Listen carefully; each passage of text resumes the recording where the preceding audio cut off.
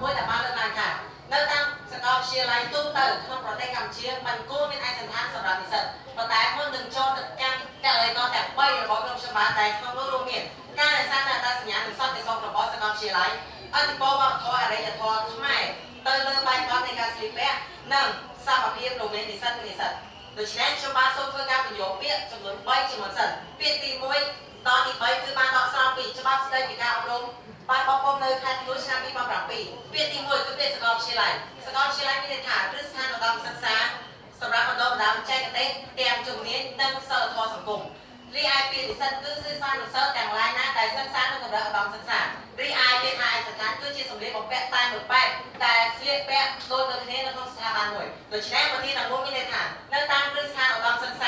ទូទៅក្នុងប្រទេសកម្ពុជាមិនគួរមានសម្ភារបំពាក់តែមួយបែបសម្រាប់សិស្សដែលកំពុងសិក្សានៅកម្រិតឧត្តមសិក្សាដូច្នេះសូមចូលទៅកាន់តេឡូរីកទី1តេឡូរីកទី1គឺ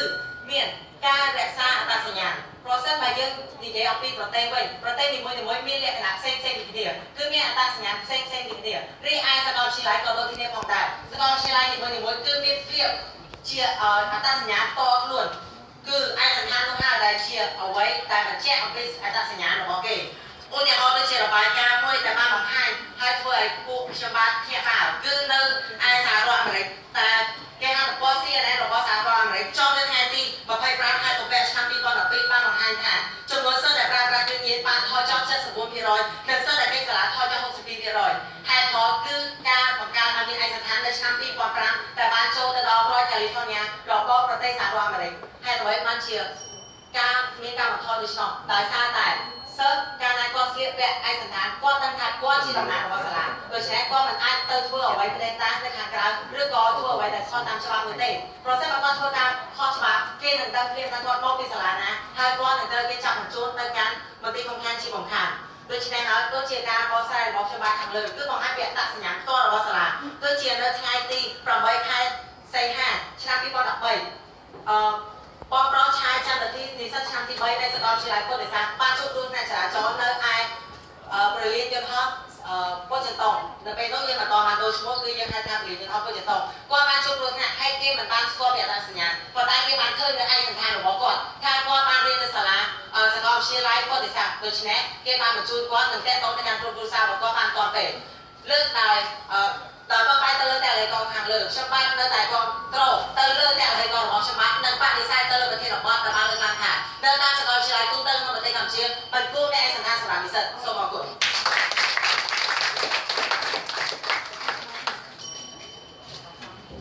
ជាគេបន្តនេះខ្ញុំធ្វើសមាជិកមកពីសាលារៀនសមត្ថភាពសាខាទូកសូមគោរពទៅដល់គណៈកម្មការក៏ដូចជាអង្គវេទិកាដែលមួយជាទីគោរពនេះខ្ញុំឡើងមកនេះមកដើម្បីបកស្រាយនៅចែកឲ្យកទី2ដែលក្រុមយើងខ្ញុំបានលើកឡើងនោះគឺឯកសណ្ឋានមកធ្វើឲ្យមានការប្រសើរឡើងក្នុងការចូលរួមការត្រៀមខ្លួនផលិតក៏ដូចជាលទ្ធផលរបស់សិស្សនោះទេតាមរយៈការបកស្រាយនៅចែកឲ្យកទី1ដែលធ្វើការបកស្រាយដោយមើលរូបក្រុមរបស់យើងខ្ញុំអ្នកនរគ្នាបានដឹងហើយថាឯកសណ្ឋានសាលាគឺគ្រាន់តែ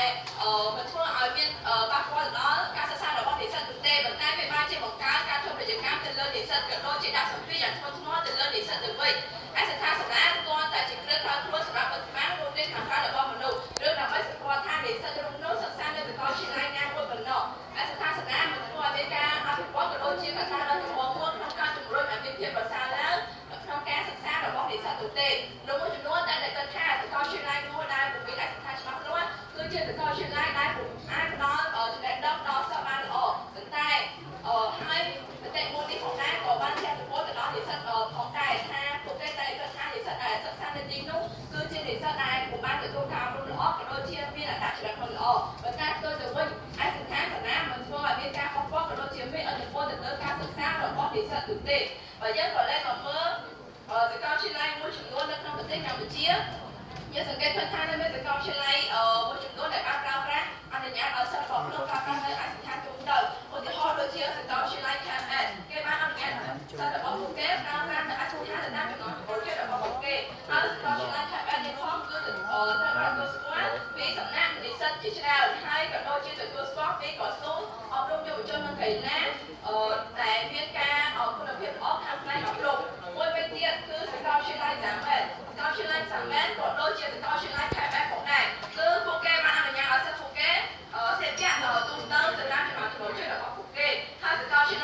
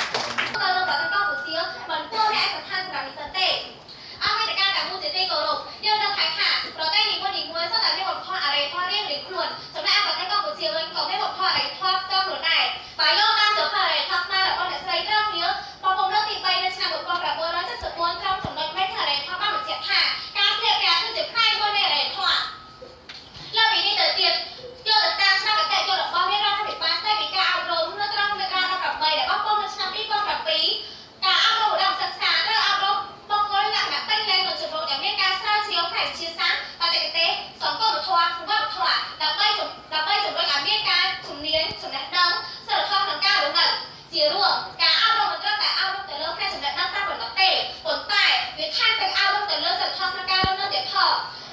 រីឯការស្លៀកពាក់ក៏ស្ថិតនៅក្នុងផ្នែកនេះដែរ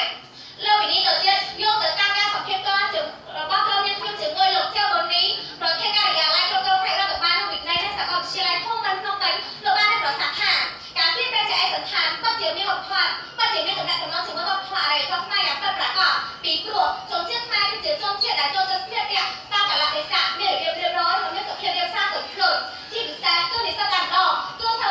ថាគាត់ត្រូវជាស្លៀកពាក់ឯកសណ្ឋានជានិស្សិតដើម្បីសម្គាល់ថាគាត់គឺជានិស្សិតមួយរូបសាមញ្ញនេះដែរយកទៅតាមអនុសាសន៍របស់លោកជំទាវទុនថាបណា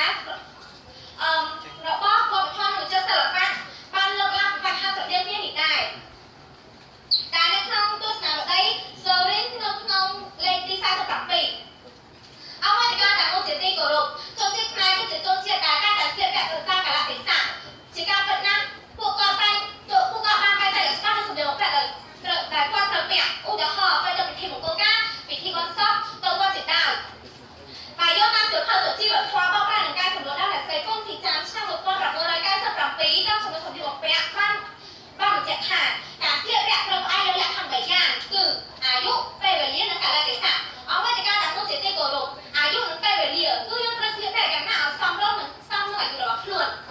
និងតាមរបៀបដែលអ្នកនិយមដូចជាកណ្ដាលលេងឬទៅធ្វើការជាដើមរីឯកាលៈទេសៈដូចជាសោតគឺយើងត្រូវស្លៀកពាក់យ៉ាងណាឲ្យសមស្របទៅនឹងពេលវេលាទីកន្លែងដែលយើងទៅឧទាហរណ៍ពេលទៅ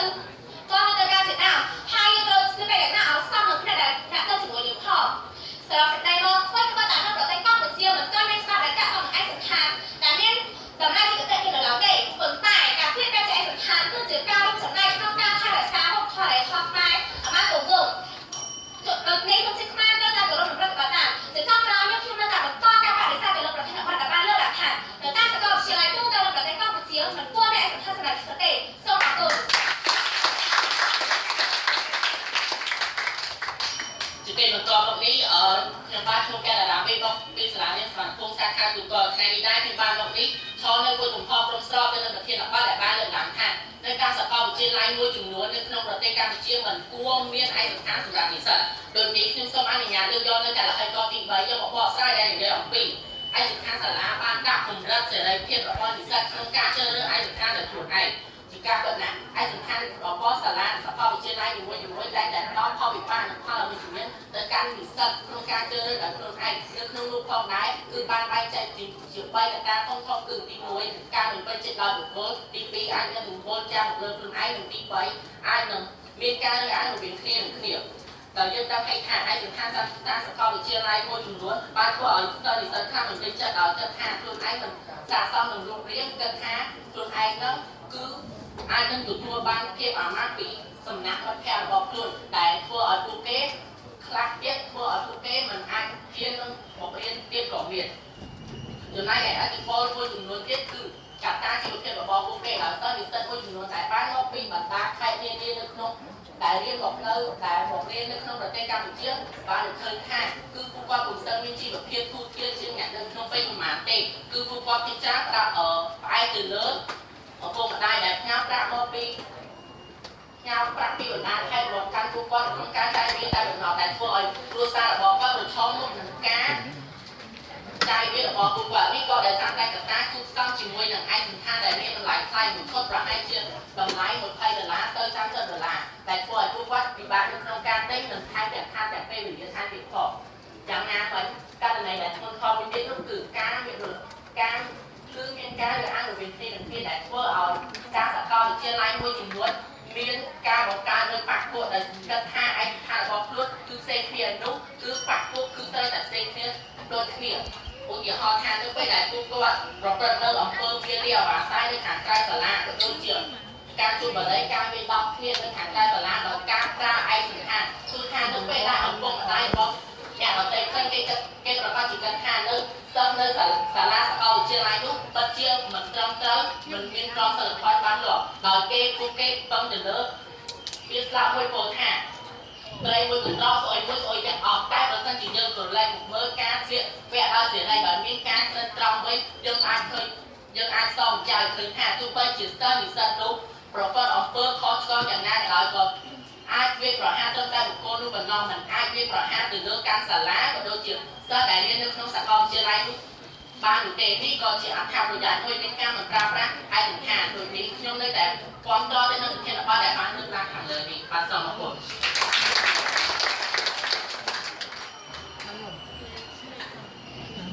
កិច្ចចាប់ផ្ដើមស្មារតីគ្រប់ទៅដល់អង្គវេទិកាទី1ជាពិសេសគណៈកម្មការដែលមានមតិមាននៅទីនេះព្រមទាំងសិក្សាសិស្សនៅលោកគ្រូអ្នកគ្រូទាំងឡាយនៅពេលនេះដែរខ្ញុំនឹងធ្វើការបកស្រាយតែឡើយក៏ទី3ដើម្បីបដិសេធទាំងស្រុងចំពោះវិធានបទខាងលើដែលបានពោលថា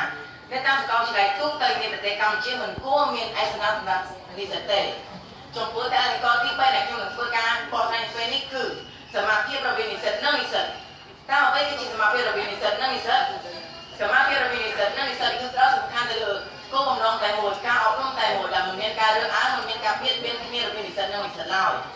អង្គវេទិកាទី1ខ្ញុំបានសូមសម្មាសម្លាញ់ទៅមើលប្រសិនបើអ្នកគឺជានិស្សិតមួយរូបដែលមានទីលំនៅនៅតាមខេត្តដាច់ស្រយាលនៃប្រទេសកម្ពុជាដូចជាខេត្តរតនគិរីមណ្ឌលគិរីឬក៏ឧត្តមជាដើមដែលបានបន្តការសិក្សានៅទីក្រុងភ្នំពេញដែលជាហេតុនៃការស្លៀកពាក់ក្នុងសម្ភារៈប្រើប្រាស់ពិតជាមានគំនិតខុសពីនិស្សិតដែលនៅទីក្រុងភ្នំពេញយោងទៅតាមអនុសាសន៍របស់ឯកឧត្តមបណ្ឌិតហងជួននៅរងរដ្ឋមន្ត្រីក្រសួងអប់រំយុវជននិងកីឡាបានថ្លែងនៅក្នុងសន្ទរកថាលើកទី3នាថ្ងៃទី28ខែសីហាឆ្នាំ2015ដែលឯកឧត្តមបានថ្លែងថានិស្សិតនៅតាមខេត្តដែលដាច់ស្រយាលមានរហូតដល់ 80% ដែលបានបន្តការសិក្សានៅទីក្រុងអង្គវេទិកាទី1ប្រសិនបើអ្នកសិស្សនៅក្នុងស្ថានភាពបែបនេះតើអ្នកនឹងមានអារម្មណ៍ដូចផ្លេចដែលមានគំនិតខុសឆ្ងាយពីនិស្សិតដែលនៅទីក្រុងមានអារម្មណ៍ថាមិនសប្បាយចិត្តគិតថាគេមើលងាយលើខ្លួនឬមានចិត្តច្រណែនទៅលើអ្នកដទៃយោងទៅតាមថ្លែងរបស់លោកធ្វើសេដ្ឋីដែលជាអ្នកឯកទេសចិត្តសាស្ត្រដែលមានបទពិសោធន៍ជាង10ឆ្នាំមកហើយបានបន្តការសិក្សាទៅដល់ប្រទេសហ្វីលីពីនបាននិយាយថាមនុស្សប្រមាណជាង 72.5% មានចិត្តច្រណែនទៅលើអ្វីដែលអ្នកដទៃមានពោលគឺទោះជាមិនបានរំចេញមកក្រៅក៏ដោយប៉ុន្តែកូនចិត្តដែលកើតនៅក្នុងខ្លួនគឺមិនបានពេញចិត្តចំពោះនឹងខ្លួនឯងឡើយអង្គវេទិកាទី1ប្រសិនបើយើងមានឯកសណ្ឋានព្រមគ្នានឹងនិស្សិតបានពាក់ទាំងអស់គ្នានោះប្រកាសជាល្អហើយមិនមានការប្រៀបធៀបរវាងនិស្សិតនិងនិស្សិតឡើយពោលគឺរវាងអ្នកដែលមានជីវភាពធូរធារទៅនឹងអ្នកដែលមានជីវភាពមិនសូវធូរធារយោងទៅតាមសារព័ត៌មានក្រៅស្រុកមួយដែលជាបរទេសដែលមានឈ្មោះថា Earth News បានធ្វើការសម្ភាសជាមួយនឹងនិស្សិតដែលនៅឯទ្វីបអាហ្វ្រិកដូចជាអ្នកទាំងអស់គ្នាបានដឹងថាជាប្រទេសដែលក្រីក្រប៉ុន្តែគេក៏មានឯកសណ្ឋានដែរដែលមានតាំងពីនៅឆ្នាំ1999មកដែរដោយនិស្សិតទាំងអស់គ្នាបាននិយាយថានៅពេលដែលខ្ញុំចូលរៀនអត្តសញ្ញាណនៃភាពក្រីក្ររបស់ខ្ញុំមិនបានជាឡើយពោលគឺស្មារតីរបស់និស្សិតគ្រប់រូបគឺបានលេចឡើងជាចុងក្រោយនេះចំពោះការតេឡេតទី3ដែលខ្ញុំបានបង្ហាញគឺសមាភិបរវាងនិស្សិតនិងនិស្សិតនៅតែបដិសេធទាំងស្រុងចំពោះប្រធានបទខាងលើដែលបាននិយាយថានៅតាមសាកលវិទ្យាល័យទូទៅនៃប្រទេសកម្ពុជាមិនគួរមានឯកសារសម្រាប់សិស្សនិស្សិតទេខ្ញុំបានសូមអរគុណសូមអរគុណ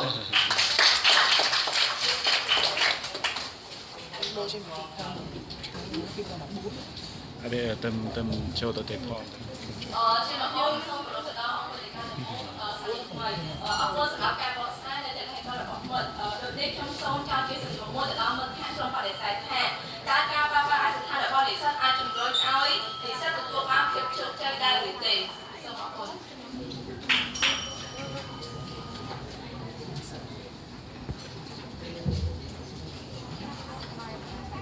សូមអរគុណចំពោះក្រុមខាងស្រុកដែលបានលើកឡើងជាសំណួរសួរថាតើការមានឯកសណ្ឋានបានជួយជំរុញដល់ការសិក្សារបស់សិស្សនិស្សិតដែរទេយោងទៅតាមពាក្យសម្ដីរបស់លោកម៉ាក់សាកបនៅថ្ងៃទី11ខែវិច្ឆិកាឆ្នាំ2008លោកបាននិយាយនៅសន្និសីទកសែតនៅឯក្រុមហ៊ុន Facebook របស់លោកថាហេតុអ្វីបានជាលោកស្លៀកពាក់ដដែលប្រៀបធៀបមកមើលយើងគឺជានិស្សិតយើងស្លៀកពាក់ដដែលយើងនៅក្នុងស្ថានភាពដូចគាត់លោកបាននិយាយថាគាត់ព្យាយាមកាត់បន្ថយការសម្រេចចិត្តជាច្រើនតែមិនតេតតជាមួយនឹងអនាគតរបស់គាត់តែធ្វើឲ្យគាត់ខាតពេលវេលាដូចជាយើងជានិស្សិតអង្គទីតែមួយសុំសម័យយើងធ្លាប់នៅក្នុងស្ថានភាពមួយដែលយើងបានទៅសម្ភារបំពាក់ហើយយើងអត់ដឹងថាយើងត្រូវស្លៀកពាក់អ្វីហើយយើងចំណាយពេល5នាទីឬក៏10នាទីក្នុងការជ្រើសរើសសម្ភារបំពាក់ក្នុងថ្ងៃច័ន្ទថ្ងៃអាទិត្យថ្ងៃពុធប៉ុន្តែបើសិនជាយើងមាននៅឯស្ថានភាពហ្នឹងថាថ្ងៃស្អែកយើងត្រូវស្លៀកពាក់អ្វីយើងអាចប្រើប្រាស់ពេលវេលាក្នុងការបដោតទៅលើការសិក្សាឬក៏ធ្វើកិច្ចការអ្វីផ្សេងទៀតតែនាំផលប្រយោជន៍មកដល់យើងដូច្នេះការស្លៀកពាក់ឯកសារគឺបានផ្ដល់ពេលវេលាតែមានប្រយោជន៍សម្រាប់សិស្ស ជានិស្សិតនៅតាមសាកលវិទ្យាល័យបានចំណាយពេលវេលាក្នុងការដែលសិក្សាមេរៀនព្រោះយើងដឹងថាសិស្សនិស្សិតក៏ជាមានការលំបាកខ្លាំងជាមួយនឹងការងារក្រុមក៏ដូចជាការប្រឡងរបស់ពួកគេផងដែរសូមអរគុណ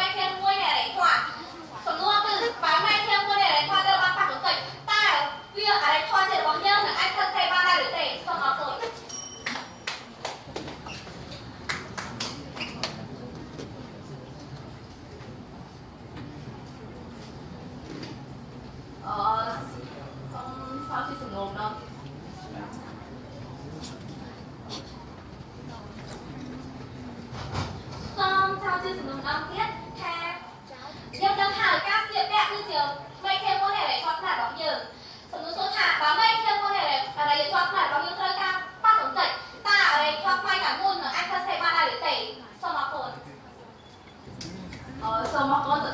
ពោះសំណួរដែលមិនខាងក្នុងបដិសេធបានលើកចង់មកសួរដឹងហើយថាក្នុងការបកស្រាយនៅប្រធានបទនៅខាងលើគឺយើងគ្រប់គ្រងទៅលើការស្ទាបស្ទែងនិស្សិតហើយលក្ខណៈទូទៅតែនៅមានកម្រិតនិងមានកម្រិតនិងប្រកតាមបែបផាននៃសាលានៅវិទ្យាសាលាចង់ហើយវាចង់ហើយនៅពេលទៅហៅថាមកមានសិស្សម្នាក់សិស្សទូទៅហើយគាត់នៅប្រព័ន្ធអំពើខុសឬក៏អាចលក្ខណៈថាគាត់សិស្សជាឆ្នាំហើយលើខែក្រោយបានហើយវាអាចប៉ះទង្គិចទៅដល់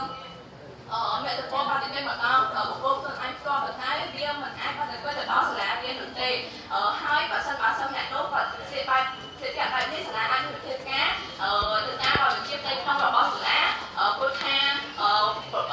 ប្រពៃណីរបស់ខ្មែរគឺនិយាយទៅសិស្សអាបានសំរុំដូច្នេះហើយយើងនៅតែគោរពតាមបរិស្ថានរបស់និយាយខ្មែរដែរតែការសិស្សទូទៅនេះមានលក្ខណៈសំរុំនិងមានសកម្មការគ្រប់គ្រងរបស់សាលាជាដំបូងនេះខ្ញុំសូមចោទសំណួរទៅកាន់មិត្តថាបើសិនជាមិត្តក្នុងនាមជានិស្សិតតើមិត្តគួរជ្រើសរើសសាកលវិទ្យាល័យដែលផ្ដោតទៅលើដែលផ្ដល់កម្រិតជំនាញច្បាស់លាស់ឬក៏ផ្ដោតទៅលើឯកសណ្ឋានបាទសូមអរគុណ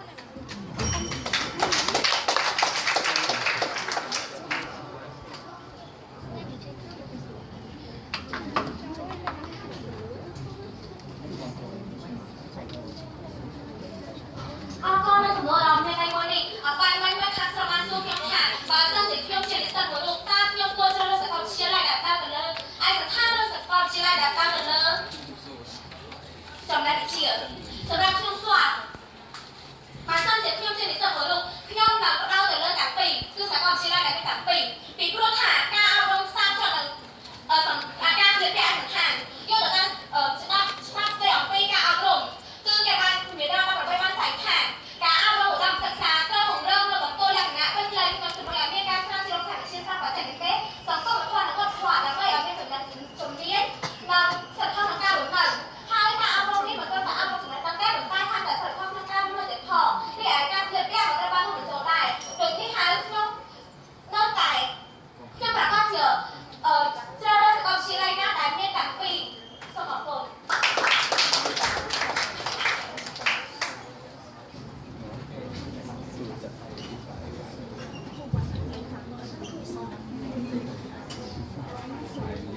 គោរពទៅដល់អង្គការទាំងមូលទៅពេលនេះខ្ញុំសូមចោទសំណួរទៅសួរទៅខាងមិត្តគ្រប់ស្រោតើការមិនពាក់ឯកសណ្ឋានបានជំរុញដល់ការសិក្សានៅតាមសាកលវិទ្យាល័យដែរឬទេបាទគ្មានចូលបង្ហាញសូមអរគុណ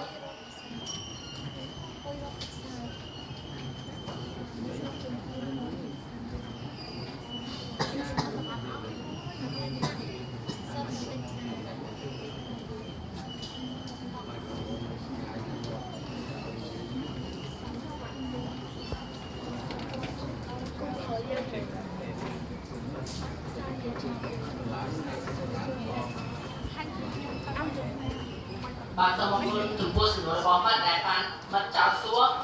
ទោះបីជាសិស្សនិស្សិតនោះមិនបានពាក់ឯកសណ្ឋានក៏ដោយក៏មិនបានប៉ះពាល់ទៅលើការសិក្សារបស់ពួកគាត់ដែរ